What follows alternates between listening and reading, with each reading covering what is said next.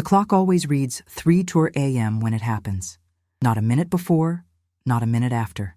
For 3 years, 2 months, and 15 days, I've been jolted awake at exactly the same time, as if some invisible alarm was hardwired into my body.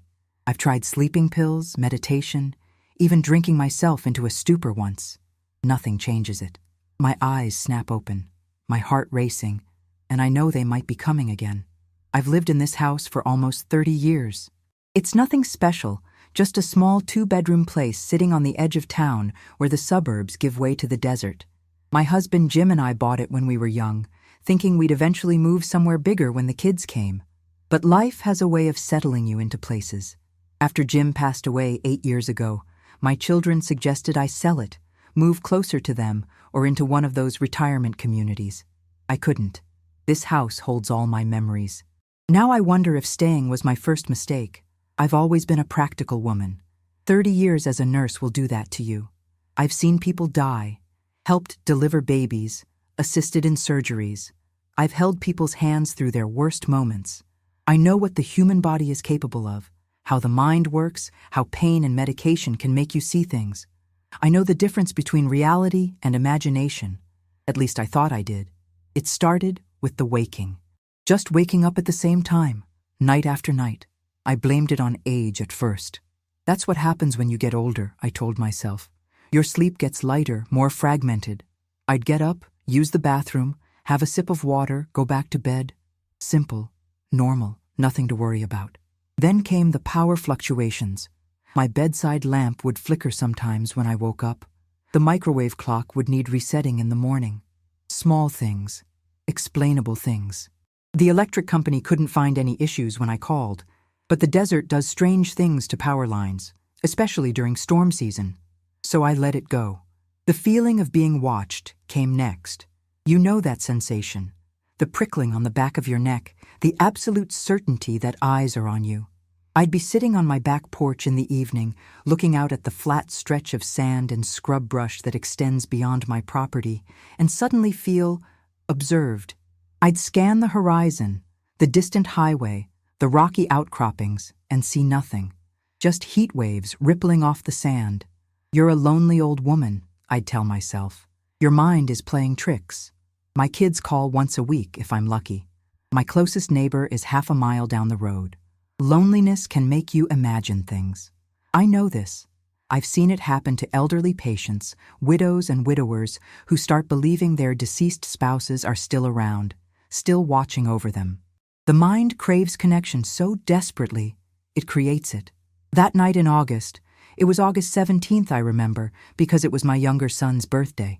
I woke up at 3 a.m. as usual. The room felt different somehow, charged, like the air before a lightning storm. The lamp beside my bed was flickering more intensely than ever before, pulsing like a heartbeat. And the silence. Even the cicadas had stopped their endless summer droning. I sat up slowly, reaching for the lamp switch, when I noticed the window. My bedroom faces the desert, and I never bothered with curtains since there's nobody out there to see in. The glass reflected the pulsing light from my lamp, but between the flashes, I could have sworn I saw something move outside, not wind-blown brush or a coyote passing through. Something else, something standing.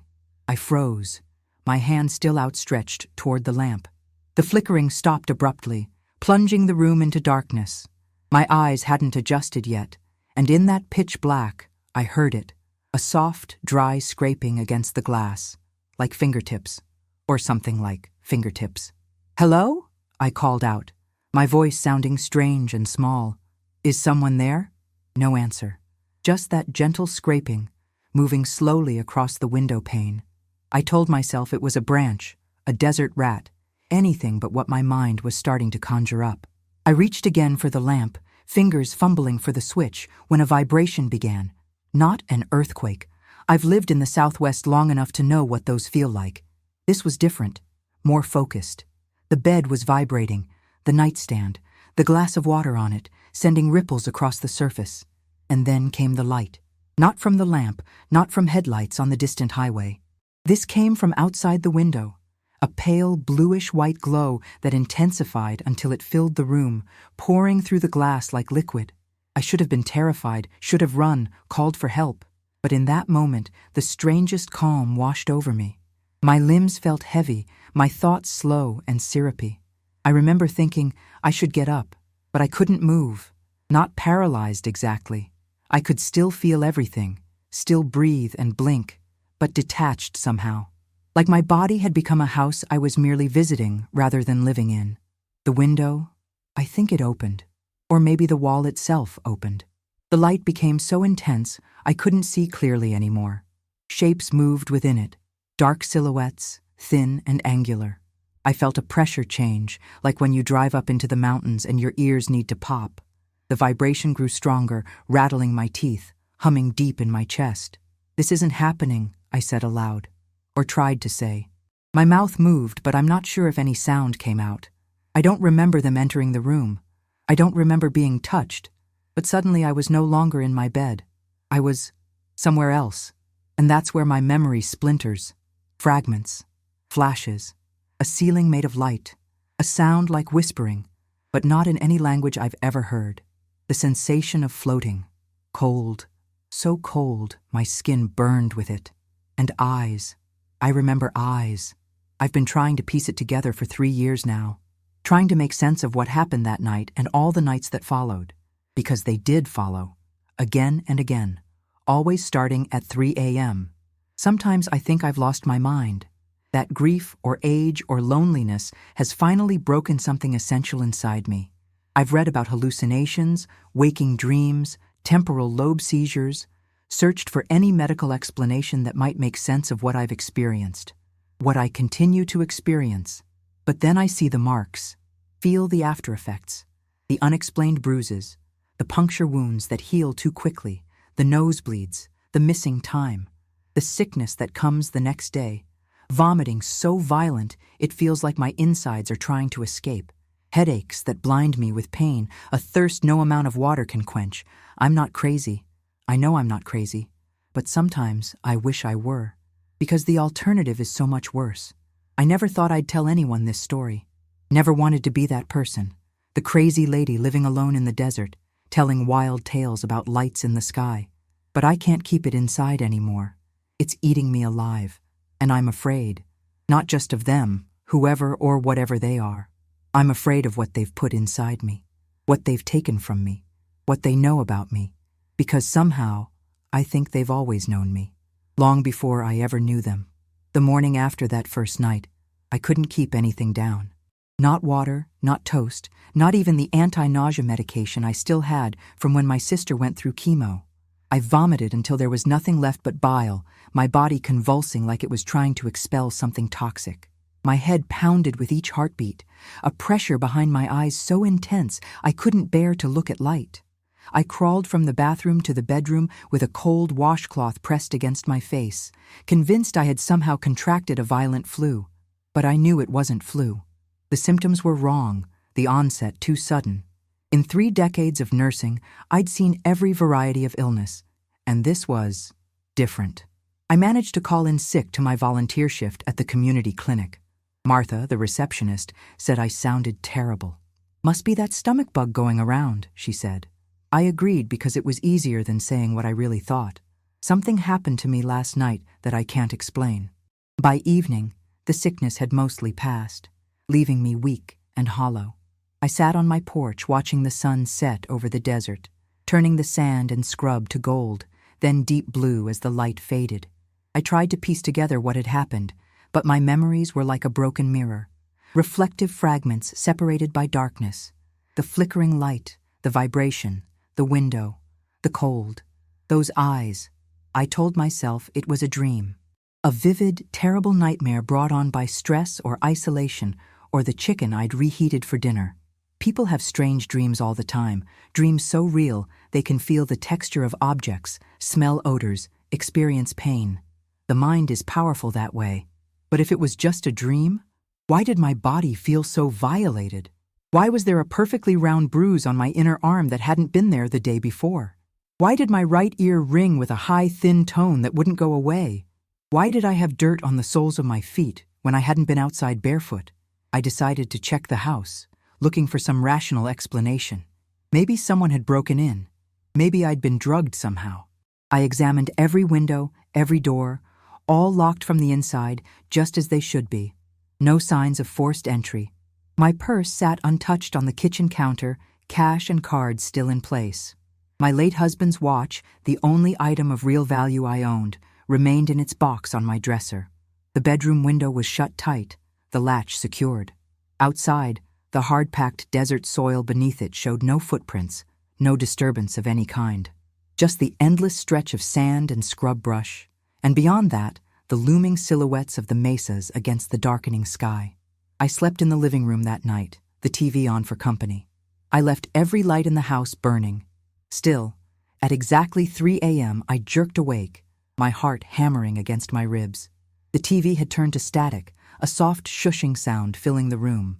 And despite all the lights I'd left on, the house was dark except for that flickering blue-white glow coming from the hallway leading to my bedroom. Something was pulling me toward it, not physically. There were no hands on me, no visible force, but a compulsion so strong it felt like my very atoms were being rearranged, reoriented toward that light. I fought it, gripping the couch cushions, digging my heels into the carpet. "No," I whispered. "Please, no." The pull intensified. My vision tunneled. The static from the TV grew louder, transforming into that same whispering non-language I'd heard before. Despite my resistance, I found myself standing, moving woodenly down the hallway. My bedroom door was open, though I distinctly remembered closing it. The room beyond was transformed. Furniture cast impossible shadows. The walls seemed wrong somehow, too far away, or perhaps not there at all. And the window was a rectangle of pure light. No glass, no frame, just an opening into somewhere else. They were waiting. I couldn't see them clearly. Never could. Just those thin, angular silhouettes against the light. But I felt them watching, felt them reach for me without moving, felt something pass between us, a communication without words. "We've been watching you, Maria. We've always been watching you." My name in their thoughts felt wrong, distorted, like hearing your voice played back on a damaged recording. I wanted to run, to scream, but my body wasn't mine anymore.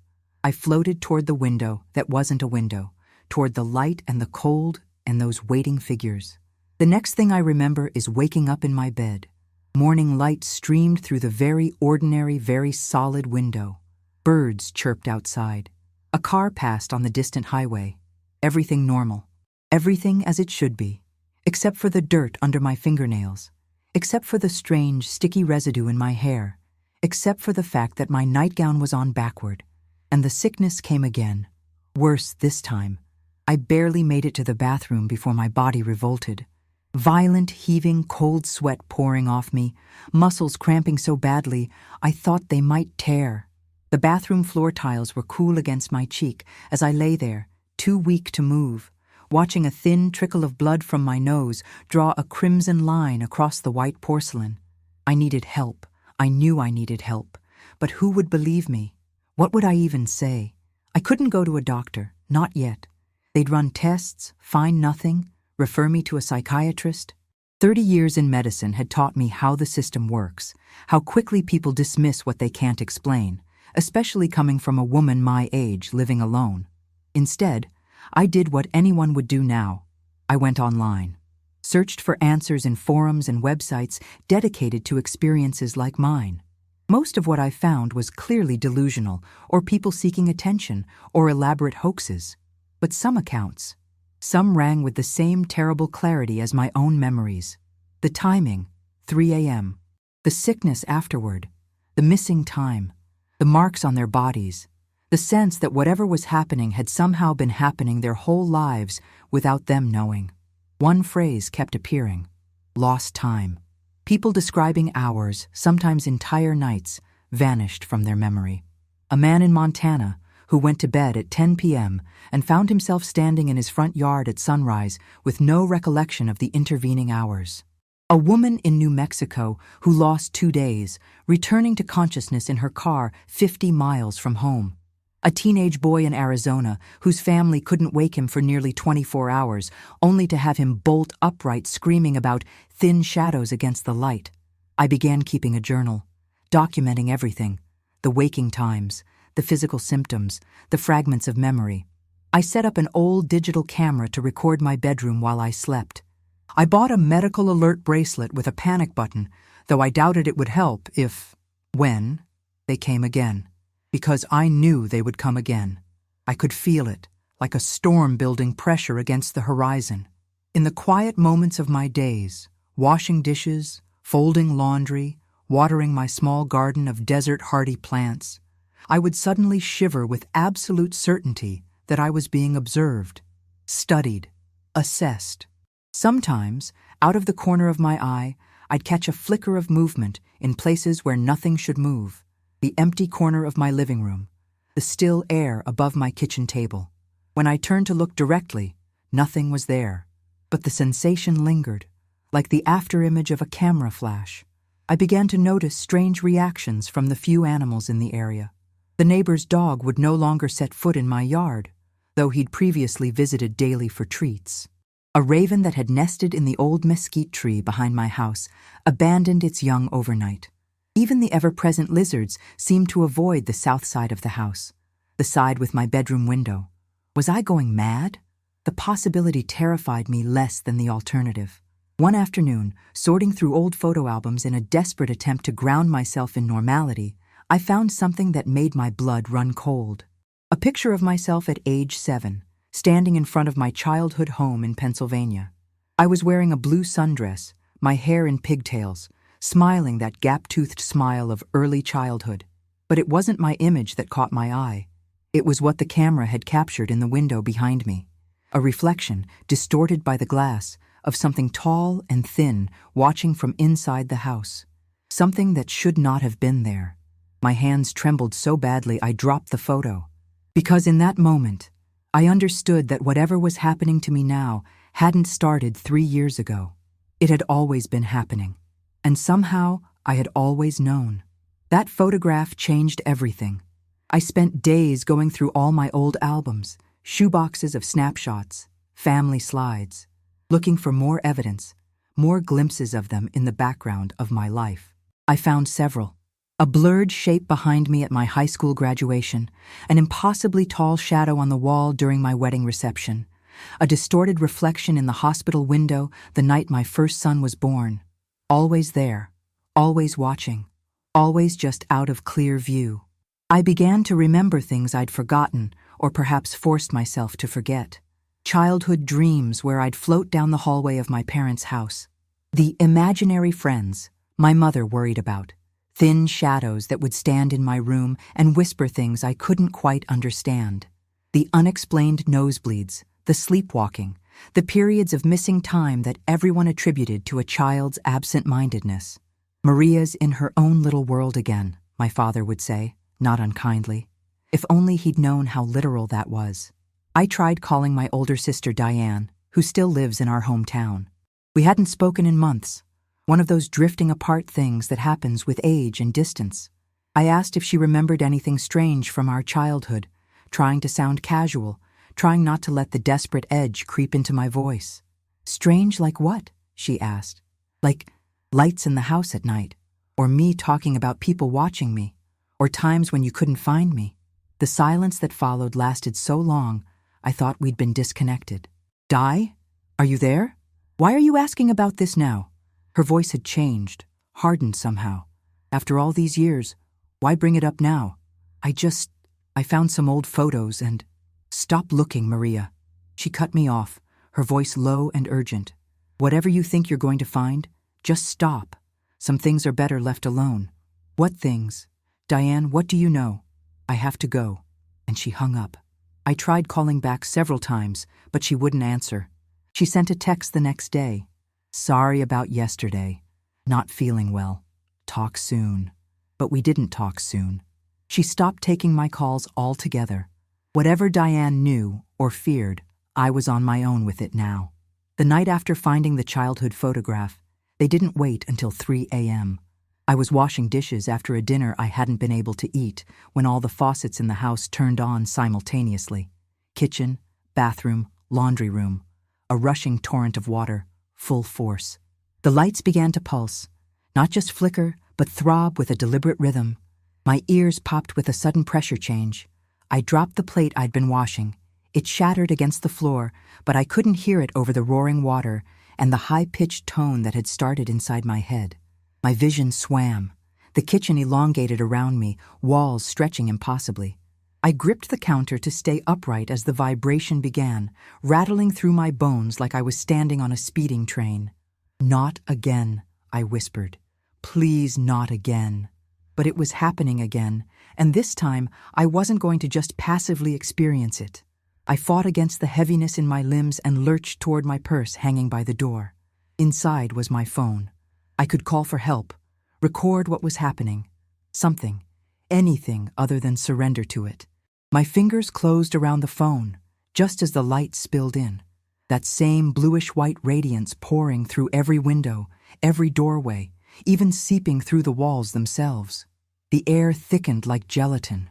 Moving through it became nearly impossible. But I managed to raise the phone, unlock it with trembling fingers, open the camera app. I aimed it toward the kitchen doorway where the light was brightest, where I could just make out those familiar thin silhouettes approaching. I pressed record. The screen went black immediately. Not just off. The phone itself went cold and dead in my hand. I dropped it, the clatter of its fall seeming to come from very far away. They entered the kitchen, 3 of them, taller than humans should be, moving with a fluid grace that hurt my eyes to track. Their bodies were wrong, proportions slightly off, joints bending in ways they shouldn't. I could never see them clearly, as if my mind itself refused to process their image. But the impression they left was of something trying very hard to look human and not quite succeeding. The one in front reached for me. I remember screaming, the sound trapped in the thick air, compressed to a whisper. Then a strange calm washed over me, not natural, not mine, but imposed somehow. The panic drained away, replaced by that same detached acceptance I'd felt before. They led me through my house that had become not my house, a distorted version of the familiar. We passed through the living room, where time seemed to stutter and jump, the clock on the wall spinning backward, then forward, then stopping altogether. Through the hallway where the family photos lining the wall now showed only empty frames. Into my bedroom where the ceiling had disappeared, replaced by a vast darkness sprinkled with points of light that were not stars. The bed was gone. In its place was something like a table, but it seemed to hover without support, its surface gleaming like wet metal. They guided me to it. I lay down without resistance, my body no longer answering to my will. Above me, the darkness rippled and parted, revealing something massive, something waiting. I closed my eyes. Sometimes, even now, I wish I had kept them closed. What followed exists in my memory as fragments, bright shards of experience too painful to fit together into a coherent whole. Cold metal against my skin, a humming vibration that penetrated to my core, lights moving across my body, through my body, pain so intense it transcended itself, becoming almost ecstatic. Voices in my head that weren't voices at all, but pure meaning, bypassing language entirely. "We have always known you, Maria. From before you were. You are part of us. We are part of you." Images flashed before me. My childhood bedroom viewed from above. My teenage self walking alone down a country road. Jim and I on our wedding night. My sons as babies, as children, as the adults they now are. Places I'd lived, people I'd known, moments I'd forgotten. My entire life laid out like specimens on a table. Examined, catalogued, possessed, and then other images. Things that weren't memories because they'd never happened or hadn't happened yet. Strange landscapes, impossible structures, faces that were almost human but subtly, terribly wrong. My own face reflected back at me, but changed, altered in ways I couldn't understand. How long it lasted, I can't say. Time had no meaning in that place. But eventually, I became aware of being back in my bed, in my room, the ceiling solid above me, the walls where they should be. Dawn light filtered through the ordinary window. Birds sang. A car door slammed somewhere down the road. I couldn't move. Not paralysis. I could feel my limbs, wiggle my fingers and toes, but a bone-deep exhaustion, unlike anything I'd ever experienced. My body felt used up, wrung out, like I'd run a marathon in my sleep. The sickness came on slowly this time, building rather than crashing over me. I managed to drag myself to the bathroom before the vomiting began. What came up wasn't just the remains of yesterday's meals.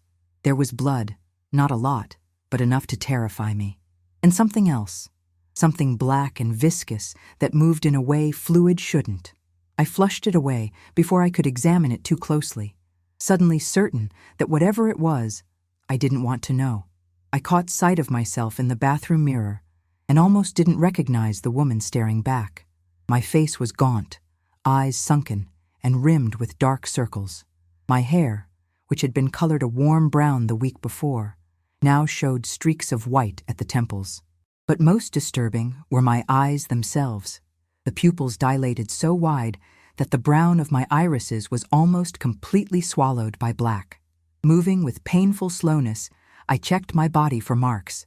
There were several, a line of small puncture wounds down my spine, a perfectly triangular bruise on my inner thigh, a thin, surgical-looking scar behind my right ear that was already healing, though I was certain it hadn't been there the day before.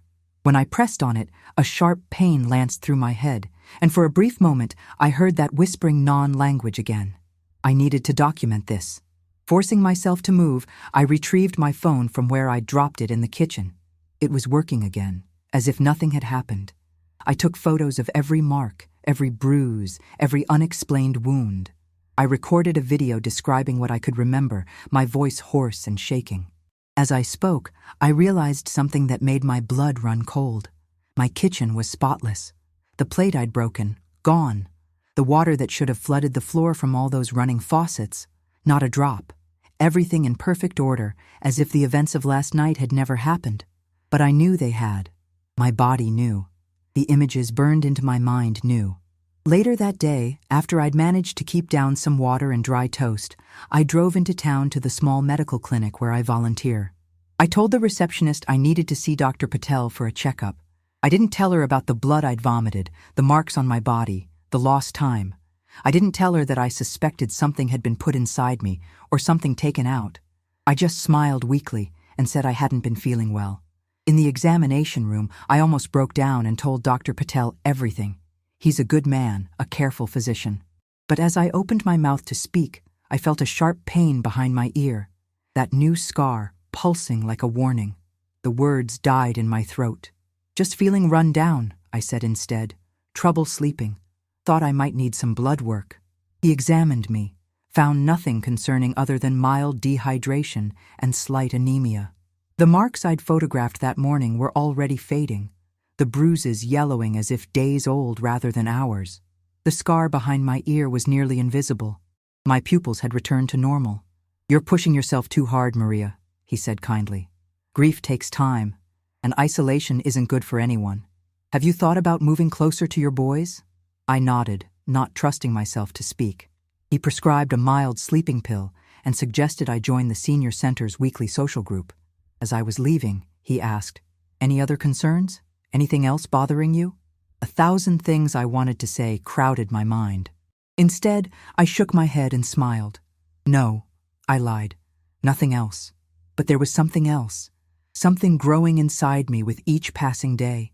Not just fear or trauma or madness, though there was plenty of each. Something more tangible. A certainty that whatever had been done to me, it wasn't finished. That I wasn't just being observed or examined. I was being prepared. 3 nights ago, something changed.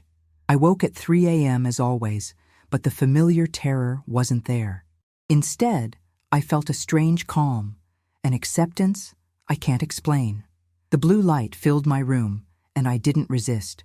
I simply got up and walked to the window. They were waiting in my backyard, 5 of them now, arranged in a perfect circle. Above them, the desert sky had opened somehow. Not a craft like you'd expect, nothing so simple or comprehensible. Just a tear in reality itself, edges pulsing with that same blue-white light. I should have been terrified. Instead, I smiled. My body remembers walking outside, the cool desert sand between my toes. I remember standing in the center of their circle, looking up at faces I still cannot describe. They touched me, if touch is even the right word for it. their hands passing through me as if I were made of smoke. "Why me?" I asked, speaking aloud for the first time in their presence.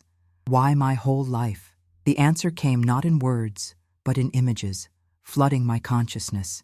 My grandmother as a young woman, standing in this same desert, meeting these same beings. My mother as a child, floating above her bed while they hovered nearby. Me, my sons, a lineage of watchers and watched, stretching backward and forward through time. They showed me something else too, what they had placed inside me. Not an implant or tracking device as abduction stories often claim. Something far more profound. A piece of themselves, growing slowly, changing me cell by cell. Not to make me like them, that would be impossible, but to create something new. A bridge between their reality and mine. I understood then that the sickness, the vomiting, the pain, it wasn't my body rejecting their intrusion. It was my body adapting to it, evolving with deliberate guidance. "Is it almost done?" I asked. A single thought answered. Soon. When I woke the next morning, I found a perfect spiral pattern burned into the sand of my backyard, centered exactly where I had stood. By afternoon, the desert wind had erased it completely. The transformation is accelerating now. Yesterday, I caught my reflection in a window and for a split second saw something else looking back. Still my face, but altered, refined, my eyes larger and darker, cheekbones sharper. It flickered back to normal immediately, but I know what I saw. Last night, I could hear my neighbors' thoughts as they slept. Brief, fragmentary dreams leaking into my consciousness. This morning, I held my hand over my wilting houseplant and watched it straighten and bloom in seconds. I should be horrified by what's happening to me. Instead, I feel purpose. For the first time since Jim died, since my children moved away, since I found myself alone in this desert house, I feel needed, important. Tonight will be different. I know this with absolute certainty. They won't come to my window at 3 a.m. They won't take me anywhere. They don't need to anymore. Because whatever they've been preparing me for all these years, it's ready. I'm ready. I called my sons yesterday, told them I love them. They sounded worried, asked if everything was okay. I assured them it was. Better than okay. I'm leaving this recording as a testament.